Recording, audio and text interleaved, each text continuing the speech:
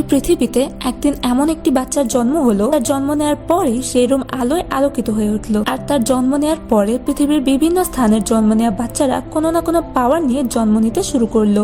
এইভাবে 80% পাওয়ার চলে আসে, যাদের এখানে কোয়ার্টস বলে। কিন্তু আমাদের মেইন ক্যারেক্টার, যার নাম মিডোরিয়া, সে তার জন্মের সময় কোনো পাওয়ার পায়নি, কিন্তু এর পরে সে মানুষের সেবা করতে চায় আর একজন হিরো হতে চায়। আর একদিন যেদিন সে তার বন্ধুকে বাঁচানোর জন্য তার জীবনকে বাজি রেখেছিল, সেটি দেখে সে সময়ের 1 নং হিরো ইমপ্রেস হয়ে যায়। কাহিনীর শুরুতে আমরা মিডোরিয়াকে দেখতে পাই যে পাওয়ারলেস হওয়ার পরেও একজন ছেলের থেকে একজনকে বুলি হওয়ার থেকে বাঁচাচ্ছিল। কোনো পাওয়ার ছাড়া হিরোয়ের মতো অ্যাক্টিং করার জন্য সেই ছেলেগুলো তার উপর রাগান্বিত হয় আর তাকে মারা শুরু করে। এরপর আমাদের কিছু ইয়ার পরের সিন দেখানো হয়, যেখানে মিডোরিয়া তার স্কুলে যাচ্ছিল, বাট তার রাস্তায় একজন ভিলেন চলে আসে যে চারদিকের জিনিসপত্র ভেঙে ফেলছিল। তখনই লোকজনকে বাঁচাতে সেখানে একটি হিরো চলে আসে, তার সাথে সাথে সেখানে আরো অনেক হিরো চলে আসে। তারা ওই ভিলেনটির সাথে লড়তে শুরু করে। সেখানে একটি মেয়ে হিরো আসে, সে একটি কিক মেরে সেই ভিলেনটিকে দূরে পাঠিয়ে দেয়। এই মেয়ে হিরোটি আসার পরে সবাই তার ছবি তুলতে থাকে, আর এই হিরোটির নাম ইউ তাকেয়ামা। সবাই তাকে মাউন্ট লেডি নামেই চেনে। লোকেদের কাছে পাওয়ার আসার কারণে অনেক লোকই সেটা রং ইউজ করতে শুরু করে, আর সেই খারাপ লোকগুলোকে থামাতে যারা সামনে আসে তারাই হচ্ছে হিরো। মিডোরিয়া এই হিরোদের প্রতি অনেক ইন্টারেস্টেড।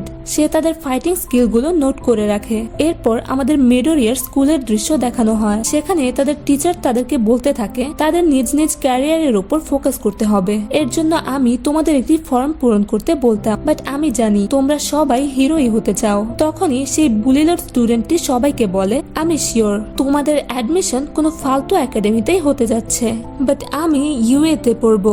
এসব শুনে সবাই তার উপর ক্ষেপে যায়। তখন তাদের টিচার তাদের থামিয়ে বলে, ওর মার্কস অনেক ভালো, আমার মনে হয় ওর অ্যাডমিশন ইউএ তে হতে পারে। এই ছেলেটির নাম বাকু। আর আমাদের মেইন ক্যারেক্টার মিডোরিয়াকে তার ক্লাসের সবাই ডেকু নামেই চেনে। টিচার ডেকুকে জিজ্ঞেস করে, তুমি তো ইউএ তে যেতে চাও তাই না? এই কথা শুনে সেখানে সব স্টুডেন্ট হাসতে শুরু করে।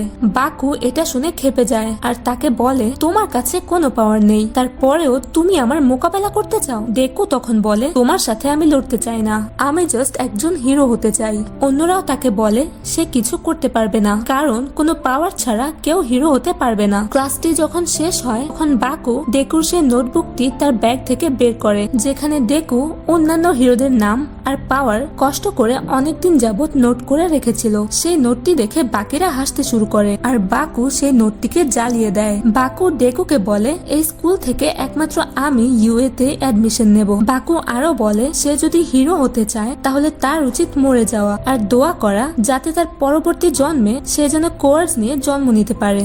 এসব শুনে সে আরো বেশি কষ্ট পায়। সে তার পুড়ে যাওয়া নোটবুকটি তোলে। এরপর আমাদের ডেকুর পাস্ট দেখানো হয়। সে ছোট থেকেই জাপানের নাম্বার 1 হিরো অলমাইটের সবচেয়ে বড় ফ্যান। সে তার একটি ভিডিও 10,000-এর বেশি দেখতে থাকে, যেখানে অলমাইট তার একটি স্মাইলের মাধ্যমে সবাইকে বাঁচায়। সে তার স্মাইল দেখে ইন্সপায়ার হয়। সে মনে মনে তার মতো একজন হিরো হতে চায়, কিন্তু সে যখন ডাক্তারের কাছে যায় তখন সে জানতে পারে তার কাছে কোনো পাওয়ার নেই। সেদিন রাতে অনেক জোরে বৃষ্টি হচ্ছিল আর সে তার মায়ের সাথে এই ভিডিওটি দেখছিল। ডেকু কান্না করতে করতে তার মাকে বলে, অলমাইট তার ফেসে স্মাইল রেখে সবাইকে বাঁচিয়ে নেয়। তার সামনে যতই কঠিন বিপদ আসুক না কেন, তার ফেসে অলওয়েজ স্মাইল থাকে। আমি কি তার মতো হতে পারবো? তার ছেলের এই কথাগুলো শুনে তার মা কান্না করতে করতে তাকে জড়িয়ে ধরে। সিন প্রেজেন্টে আসে। ডেকু বলে, সেদিন আপনিও আমাকে বলেননি মা যে আমি একদিন হিরো হতে পারবো। আমি বলতে চাই আমি একদিন হিরো হবই। সে এসব বলতে বলতে একটি ট্যানেলের ভেতর দিয়ে যাচ্ছিল। তখনই একটি মনস্টার তাকে ধরে ফেলে। একটি হিরো তার পেছনে পড়ে আছে, তাই সে ডেকুর ভেতরে লুকাতে চায় যাতে সে বাঁচতে পারে। বাট তখনই সেখানে অলমাইট চলে আসে।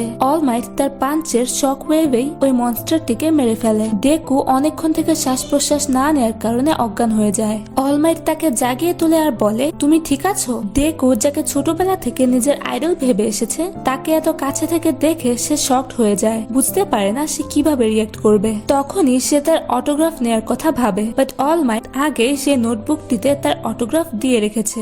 এরপর অলমাইট সেখান থেকে যেতে চায়, কিন্তু ডেকুর কাছে এরকম অনেক কথাই ছিল যেগুলো সে তাকে বলতে চায়। অলমাইট যখন একটি জাম্প দিয়ে উপরে উঠে যায় তখন সে খেয়াল করে তাকে ডেকু জড়িয়ে ধরে আছে। অলমাইট তাকে বলতে থাকে, এই বাচ্চা যাও এখান থেকে, এরকম করে না। ডেকু তাকে বলে সে যদি এখন পড়ে যায় তাহলে সে মারা যাবে। তখনই আমরা দেখতে পাই অলমাইটের মুখ থেকে রক্ত বের হচ্ছে। সে ডেকুকে একটি বিল্ডিং এর উপর নামিয়ে দেয় আর সেখান থেকে যেতে থাকে। তখন ডেকু তাকে জিজ্ঞাসা করে যে আমার কাছে কোনো কোয়ার্ডস নেই, আমি কি কখনো হিরো হতে পারবো? অলমাইট সেটির উত্তর দেওয়ার আগে তার বডিতে কিছু হতে থাকে। তখনই অলমাইট বডি বিল্ডার থেকে রোগাক্রান্ত দুর্বল হয়ে যায়। অন্যদিকে যে মনস্টারটিকে অলমাইট হারিয়েছিল তাকে একটি বোতলে আটকিয়ে রেখেছিল। আমরা দেখতে পাই বাকু তার বন্ধুদের সাথে সেই রাস্তা দিয়ে হাঁটছিল। বাকু অলওয়েজ অ্যাংরি মোডেই থাকে। রাগের মাথায় সে ভুলবশত ওই বোতলটিকে জোরে লাথি দেয়। এরপরে ওই মনস্টারটি বোতল থেকে বের হয়ে আসে। বাকু তখনই রেগে বলে তার সাহস হয় কি করে বিনা কোয়ার্কের একজন হিরো হওয়ার। তখনই সেখানে সেই মনস্টারটি বড় হয়ে যায়। অন্যদিকে অলমাইটকে দেখে ডেকু ভাবে ইনি হয়তো অন্য কেউ। অলমাইট তাকে বলে আমি অন্য কেউ না, আমি অলমাইট। অলমাইট ডেকুকে তার এই রূপটির কথা কাউকে বলতে নিষেধ করে। তারপর সে তাকে তার একটি আঘাত দেখায়, যেটা সে 5 বছর আগে একটি ভিলেনের সাথে লড়তে গিয়ে হয়েছে। এই আঘাতের কারণে তার শরীরের ভেতরে অনেকগুলো অর্গান ড্যামেজ হয়ে গিয়েছে। এর জন্য সে একদিনে 3 ঘন্টার জন্যই হিরো হতে পারবে। হিরোজরা অন্যদের বাঁচানোর জন্য নিজেদের জীবন ঝুঁকিতে রাখে। আমি এটা বলতে পারবো না যে তুমি কোনো কোয়ার্ক ছাড়া হিরো হতে পারবে, তবে তুমি যদি মানুষকে বাঁচাতে চাও তাহলে তুমি একজন অফিসার হতে পারো। আমাদের সেই স্বপ্নটি দেখতে হবে যেটি বাস্তবে ঘটতে পারে। অলমাইট সেই মনস্টারটিকে পুলিশ স্টেশনে দিতেই যাচ্ছিল, কিন্তু সে লক্ষ্য করে সেই বোতলটি তার কাছে নেই।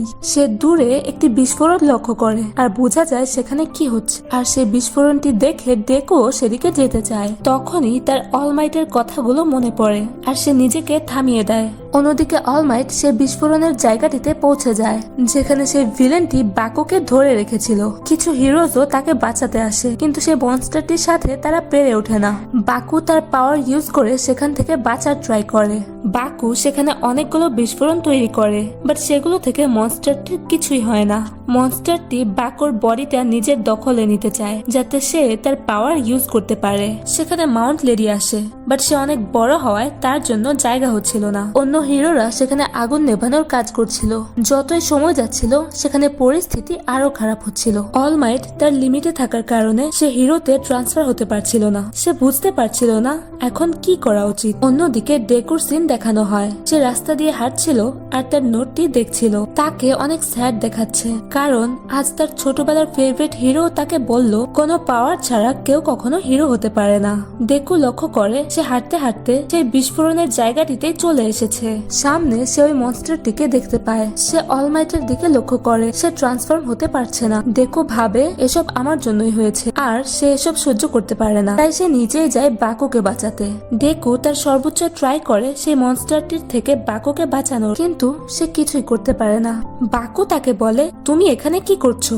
ডেকু বলে আমি জানি না আমি কি করছি, আমার শরীর আমাকে নিজে নিজে এখানে নিয়ে এসেছে। আর যখনই ওই মনস্টারটি তার উপর অ্যাটাক করতে আসে তখনই অলমাইট এসে তাকে বাঁচিয়ে নেয়। অলমাইট তার লিমিটের থেকে বেশি পাওয়ার ইউজ করার কারণে তার শরীর আরো খারাপ হতে থাকে। তারপর সে একটি জোরে পাঞ্চ করে সেই মনস্টারটিকে দূরে পাঠিয়ে দেয়। সেই পাঞ্চটি এতই শক্তিশালী ছিল যে সেখানে একটি সাইক্লোন ক্রিয়েট হয়। বাকি হিরোরা দেখে অলমাইট তার একটি পাঞ্চে সেখানকার ওয়েদার চেঞ্জ করে ফেলেছে। এরপর কিছু হিরোজ ডেকুর এভাবে সামনে এগিয়ে যাওয়ার জন্য বকাবকি করছিল, আর কিছু হিরোজ বাকুর কোয়ার্কের তারিফ করতে থাকে।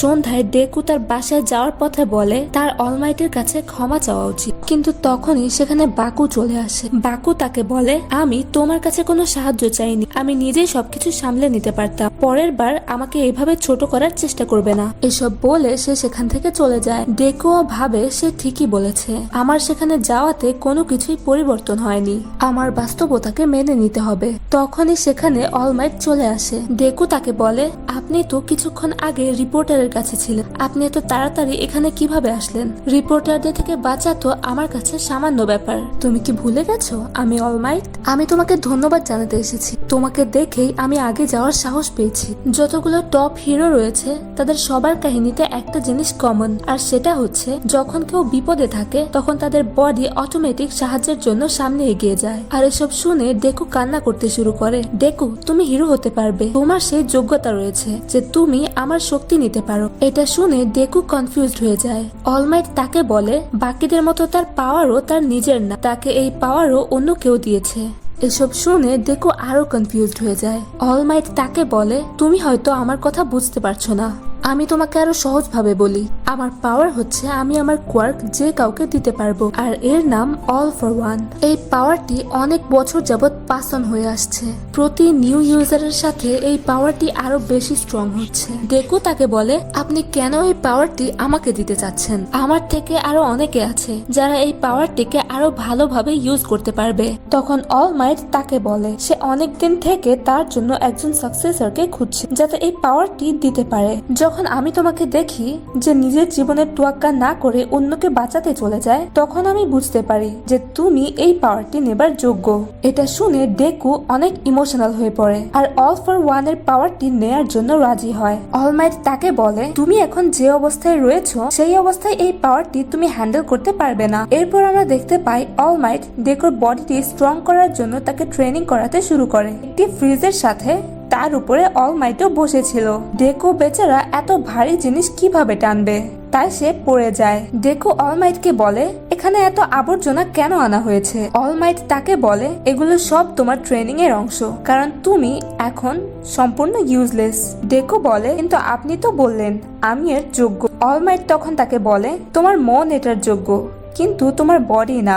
আমার পাওয়ার তোমার বডি হ্যান্ডেল করতে পারবে না, যার ফলে তোমার বডি ফেটে যেতে পারে। এজন্য সবার প্রথমে তোমার বডিকে শক্তিশালী করতে হবে। ডেকু, তোমাকে এসব আবর্জনা পরিষ্কার করতে হবে। এটি তোমার হিরো হওয়ার জার্নির প্রথম পদক্ষেপ। ইউএ এর অ্যাডমিশন এক্সাম 10 মাস পর হতে যাচ্ছে, মানে তোমার কাছে আরো 10 মাস সময় রয়েছে তোমার ট্রেনিংটি সম্পূর্ণ করার। আর এটার জন্য আমি ট্রেনিং প্ল্যানও তৈরি করেছি। এরপর থেকে ডেকু ট্রেনিং শুরু হয়ে যায়। এত ট্রেনিং এর সাথে ভালো খাবারও দরকার, তাই সে তার মাকে তার ডায়েট প্ল্যান দেয়। তার মাও তাকে সেই ডায়েট প্ল্যান অনুযায়ী খাবার দেওয়া শুরু করে। এভাবেই তার দিনগুলো কাটতে থাকে। সে রাতে পড়াশোনা করে দিনে স্কুল থেকে এসে ট্রেনিং করতে থাকে। যেদিন তার স্কুল অফ থাকে সেই দিন সে রাতেও ট্রেনিং করে। যেমনই ওয়েদার আসুক না কেন, সে একদিনও তার ট্রেনিং মিস করে না। ধীরে ধীরে সে এত স্ট্রং হয়ে যায় যে সে 255 কেজির অলমাইটকেও টানতে সক্ষম হয়। একদিন ট্রেনিং করতে করতে সে নিচে পড়ে যায়। অলমাইট বলতে থাকে ওই ট্রেনিং প্ল্যানটি ওর বডির মাপ অনুযায়ী বানানো হয়েছিল, কিন্তু ডেকু আরো অতিরিক্ত পরিশ্রম করে তার বডিটিকে আরো হার্ড লেভেলে নিয়ে গিয়েছে। ডেকু কি যেন একটা ভেবে আবারও উঠে দাঁড়ানোর চেষ্টা করে। তখনই অলমাইটের মনে পড়ে যেও তার মতো তার মুখে স্মাইল রেখে অন্য কাউকে বাঁচাতে যায়। অলমাইট ডেকুকে বলে, কোনো সমস্যা নেই ছেলে, তুমি অনেক ভালো কাজ করেছো। এরপর আমাদের 3 মাস পরের সিন দেখানো হয়। অলমাইট দেখতে পায় ডেকু সেই আবর্জনাগুলোকে এক জায়গায় জড়ো করে ফেলেছে আর ওই বীজটি একদম পরিষ্কার করে ফেলেছে। এত কাজ করার জন্য সে দুর্বল হয়ে নিচে পড়ে যেতে থাকে। বাট লাস্ট মোমেন্টে অলমাইট তাকে ধরে ফেলে। অলমাইট তাকে বলে, এই দেখো, এই 10 মাসে তোমার বডিতে কত চেঞ্জ হয়েছে, এখন তুমি আমার পাওয়ারকে নিতে পারবে। এরপর সে তার একটি হেয়ার ছিঁড়ে ডেকুকে সেটা খেতে বলে। অলমাইট বলে তার পাওয়ারকে ইনহেরিট করার জন্য তার ডিএনএ ডেকুর মধ্যে থাকা দরকার, আর তাকে জোর করে সেই হেয়ারটি ডেকুকে খাইয়ে দেয়। এরপর সে ইউএ তে অ্যাডমিশন এক্সাম দিতে যায়। সে অলমাইটের হেয়ার খেয়েছে এটা ভেবে তার বমি আসতে থাকে, আর সে এখনো তার পাওয়ার টেস্টও করেনি। তখনই বাঁকো এসে সেখানে তাকে বলে, আমার সামনে থেকে সরে যাও, না হলে আমি তোমাকে মেরে ফেলবো। ভয় পেয়ে ডেকু সাইডে সরে যায়। ডেকু ভাবতে থাকে ওই দিনের ইনসিডেন্টের পর বাঁকো তাকে আর কখনো বুলি করেনি। এখন কোনো সমস্যা নেই, আমার কাছেও একটি কোয়ার্ক রয়েছে, এখন আমি হিরো হতে পারবো। আমি অনেক বোকা, আমার দ্বারা কোনো কিছু হবে না। সৃষ্টিকর্তাও চাচ্ছে আমি যাতে পাস না করি। অলমাইট তাকে মাফ করে দেবেন। আমি কত আস্তে আস্তে পড়ে যাচ্ছি, আমি শিওর আমি অনেক জোরে ব্যথা পাবো। কিন্তু আমরা দেখতে পাই সে পড়ে না। একটি মেয়ে তাকে ধরে ফেলে। জীবনের প্রথম তার সাথে কোনো মেয়ে কথা বলেছে। এরপর তারা সবাই একটি রুমে যায়। সেখানে একটি টিচার তাদের সবাইকে বলতে শুরু করে তাদের এক্সাম কিভাবে কাজ করে। তাদের সবাইকে বিভিন্ন ব্যাটেল এরিয়াতে ছেড়ে দেওয়া হবে, যেখানে রোবোটিক মনস্টারদের ডিফিকাল্টির হিসাবে তাদেরকে পয়েন্টস দেওয়া হবে। তারা যত রোবোটিক ভিলেনদের হারাবে তাদের তত পয়েন্ট দেওয়া হবে, কিন্তু তারা অন্য কোনো পার্টিসিপেন্টস এর ক্ষতি করতে পারবে না। তখনই সেখানে একটি স্টুডেন্ট দাঁড় হয় আর বলে সেখানে 4 ভিলেনদের দেখানো হয়েছে, কিন্তু তাদের শুধু 3 ধরনের ভিলেনের ব্যাপারেই বলা হয়েছে। তখন সেই টিচারটি তাকে বলে ওই 4 নম্বর ভিলেনটিকে হারালে তাদের 0 পয়েন্টস দেওয়া হবে। ওই ভিলেনটিকে হারানো কঠিন কিছু না, কিন্তু হারালেও কোনো লাভ নেই, এর থেকে ভালো তার থেকে দূরে থাকা। এরপর সেই প্রেজেন্টেশনটি শেষ হয়ে যায়। এরপর সব পার্টিসিপেন্টসকে একটি জায়গায় নিয়ে আসা হয়। ডেকু সেখানে অনেক নার্ভাস ফিল করে।